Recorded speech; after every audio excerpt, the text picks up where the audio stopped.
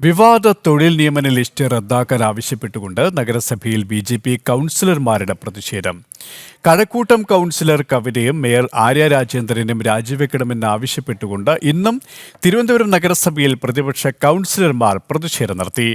56 പേർ ഉൾപ്പെട്ട പട്ടികയിൽ കൗൺസിലർ കവിതയെ കയറ്റിയത് നിയമവിരുദ്ധമെന്ന് ചൂണ്ടിക്കാട്ടിയാണ് പ്രതിഷേധം.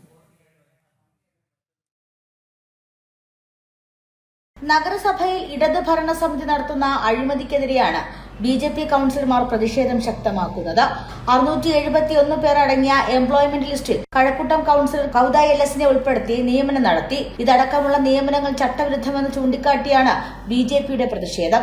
കഴക്കൂട്ടം കൗൺസിലർ കൗദയും മേയർ ആര്യ രാജേന്ദ്രനും രാജിവെക്കണമെന്ന് നഗരസഭാ പാർലമെന്ററി കാര്യാംഗം എം.ആർ. ഗോപൻ പറഞ്ഞു. കവിത എൽ.എസ് ആ ജോലി വാങ്ങിക്കുക എന്നത് കേരള മുനിസിപ്പാലിറ്റി ആക്ടിൻ്റെ ചട്ടങ്ങൾക്ക് വിരുദ്ധമാണ്. വളരെ ക്രൂരമായിട്ടുള്ള ഇന്നലെ പോലീസിൻ്റെ അതിക്രൂരമായിട്ടുള്ള ആ പീഡനങ്ങൾക്ക് ഒരുപക്ഷെ ഈ വനിതാ കൗൺസിലർമാർ പാത്രമായിട്ടുണ്ട്. ഇനി ഏത് കേസ് വന്നാലും എത്ര കേസ് വന്നാലും ഞങ്ങൾ ഈ അനീതിക്കെതിരെ പോരാടുക തന്നെ ചെയ്യും. ഇന്ന് ഇതൊരു സൂചനയാണ്. ഇന്ന് മേയർ ഇവിടെ ഉണ്ടായിരുന്നെങ്കിൽ മേയർ റൂമിനകത്ത് കയറി ഇതുമായി ബന്ധപ്പെട്ടിട്ടുള്ള ചോദ്യങ്ങൾ ചോദിക്കാൻ തന്നെയായിരുന്നു ഞങ്ങൾ പോയത്.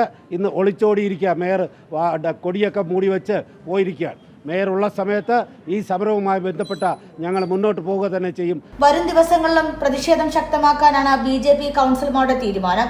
തദ്ദേശ തെരഞ്ഞെടുപ്പ് അടുക്കുമ്പോഴും നിലവിലെ കൗൺസിലർമാരുടെ കാലാവധികൾ അവസാനിക്കുന്നതോടുകൂടിയാണ് ഇടത് അനുകൂല കൗൺസിലർമാരെ വിവിധ തസ്തികകളിലേക്ക് തിരികെ കയറ്റാൻ ശ്രമിക്കുന്നത്.